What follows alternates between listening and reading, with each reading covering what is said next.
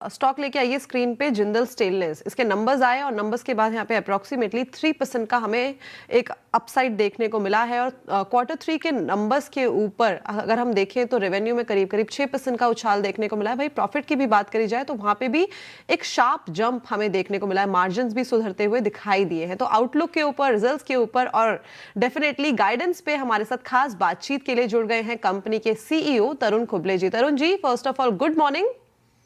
Good morning ji, numbers definitely अच्छे देखने को मिले हैं और स्ट्रीट ने उसको उस तरीके से रिस्पेक्ट भी किया है।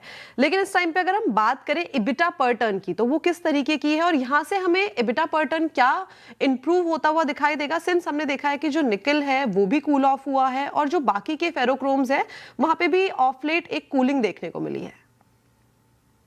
तो हमने एबिटा पर टन की अगर बात करते हैं तो हमने इस FY26 के लिए अपना एबिटा पर टन का गाइडेंस 19 to 21,000 रुपीस पर टन दिया था। और अगर हम अपने 9 महीने के जो के रिजल्ट्स को अगर एवरेज में भी देखते हैं तो वी हैव डिलीवर्ड अराउंड 21,300 के करीब हमने डिलीवर किया है। मुझे ऐसा लगता है कि पूरी सिचुएशन को देखते हुए हमारा जो ईयर क्लोजिंग है वो भी अराउंड दिस नंबर और could be slightly better also, but around this number और दिस इज व्हाट मुझे लगता है कि हम लोगों को क्लोज करना चाहिए एबिटा पर टन में। ओके, ठीक है।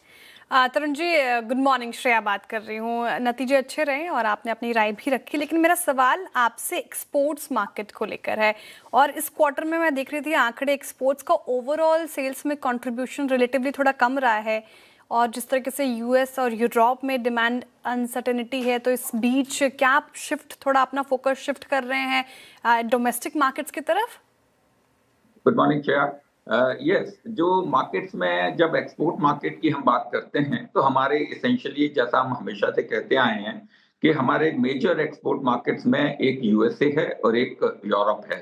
USA मार्केट में अनसर्टेनिटी ड्यू टू उनकी अपनी पॉलिसीज को लेकर के कॉन्टिन्यूसली बनी हुई है। वहां पे नए नए स्टेटमेंट्स आते रहते हैं, तो जो बायर्स हैं वो थोड़े से होल्ड करते हैं, थोड़े से अप्रिहेंसिव रहते हैं। यूरोप की अगर बात करें तो यूरोप में एक सीबाम जो कि अब डेफिनेटिव फेज में 1 जनवरी से आ रहा है, वो भी लास्ट क्वार्टर में सबको मालूम था कि 1 जनवरी से वो डेफिनेटिव फेज में आएगा। लेकिन सीबाम के ऊपर जो यूरोपियन यूनियन ने जो वहां से बहुत क्लियर जो कैलकुलेशन मेथोडोलॉजी और थ्रेशोल्ड लिमिट्स जो हैं वो उन्होंने ऑलमोस्ट दिसंबर एंड में जाकर के डिक्लेयर करी।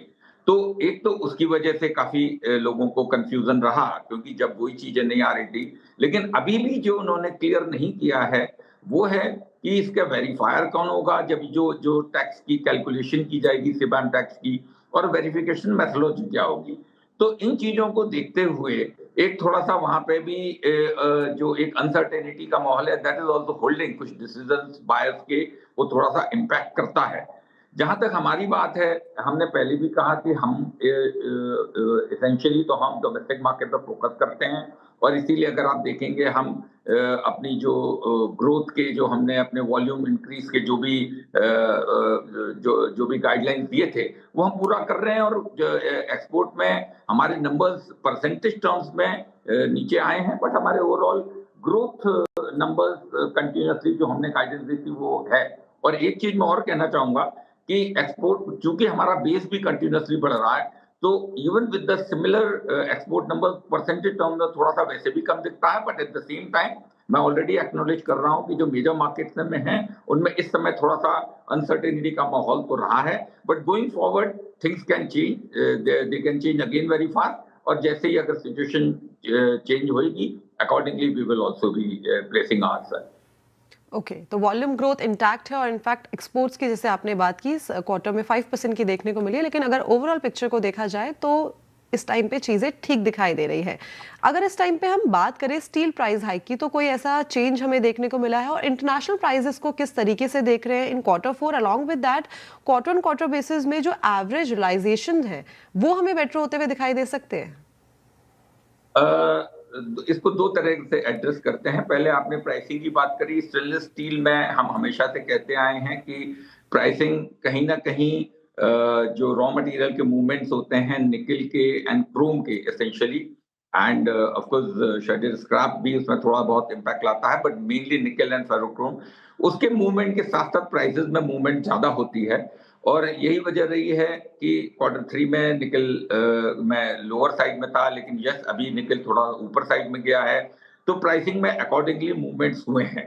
एंड नॉर्मली थोड़े से लैग के साथ ये जो मूवमेंट होते हैं रॉ मटेरियल के, वो हम पास ऑन करते हैं, और ये जो ट्रेंड है मूवमेंट का वो इंटरनेशनली भी सिमिलर है, क्योंकि जैसे ही मूव होता है तो स्टेनलेस स्टील ग्लोबली भी सेम वे में रिस्पॉन्ड कर रही है रॉ मटेरियल के प्राइसिंग के मूवमेंट को लेकर के। जहां तक रियलाइजेशन की बात है, वो थोड़ा बहुत हमारे प्रोडक्ट मिक्स के ऊपर भी वेरी करता है। जैसे हमने Q3 में अगर देखें तो हमारा 300 सीरीज का जो प्रोडक्ट मिक्स में जो परसेंटेज था वो थोड़ा सा कम हुआ, 200 सीरीज बढ़ा, बट वो उसका भी मार्जिनल इम्पैक्ट आते हैं। लेकिन जहां तक प्राइसिंग की बात है, it is as I explain, वो उस तरीके से ज्यादा मूव करती है, और करंटली ग्लोबली प्राइसेस ऊपर बिकॉज ऑफ निकल के ऊपर जाने से और क्रोम के भी थोड़े बहुत ऊपर जाने से थोड़ा सा अपवर्ड मूवमेंट है। ओके, तो इस प्राइस वोलेटिलिटी को आप ऐसे अप्रोच कर रहे हैं तरुण जी। आगे चल के आने वाले क्वार्टर्स और फाइनेंशियल ईयर 26-27 के लिए गाइडेंस क्या रहेगी सर आपकी? तो अभी हमने गाइडेंस का जहां तक सवाल है, बिकॉज अभी तो हम अपने जो FY26 के हमने दिए थे उनके ऊपर वी आर स्टिकिंग।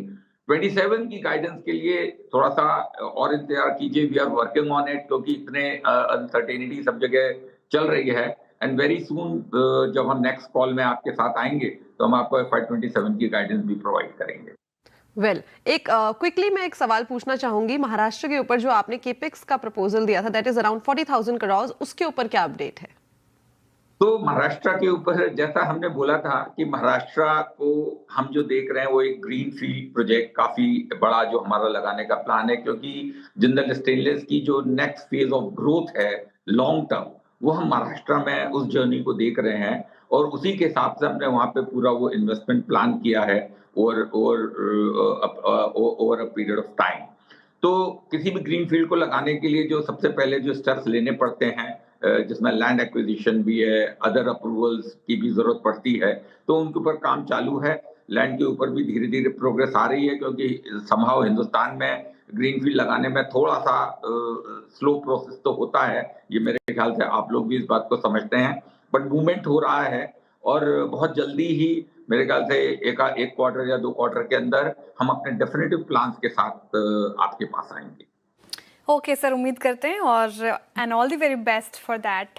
सर बहुत शुक्रिया आज हमारे साथ जुड़ने के लिए और तमाम सवालों के जवाब देने के लिए। बहुत शुक्रिया आपके वक्त के लिए। चलिए अब आगे बढ़ रहे हैं, और एक बार जिंदल स्टेनलेस का चार्ट रख दीजिए स्क्रीन पर। 2% से ज़्यादा की तेज़ी के साथ कर रहा कारोबार। राजेश जी 770 के लेवल पर काफ़ी ऑप्टिमिस्टिक साउंड कर रहे थे जिंदल स्टेनलेस के मैनेजमेंट, चार्ट्स में वो कन्विक्शन नज़र आ रहा है? श्रेया देखिए, मुझे लगता है कि अगर आप इसको थोड़ा सा पोजिशनली देखें तो ज्यादा ठीक रहेगा, क्योंकि इसका वीकली चार्ट मुझे ज्यादा अच्छा लगता है। 750 के आसपास यहाँ पे बेस बनता है। वही अगर आप थोड़ा डेली पे जाए तो 740 के आसपास 200 टीमा बनता है। तो चार्ट देख के लगता है कि this is a buy on dip, तो प्रोबेबली वोलेटिलिटी में इसे एक्यूमुलेट करें। अगर मैं सही ठहरा तो इसका टारगेट बनेगा करीबन 850 प्लस का।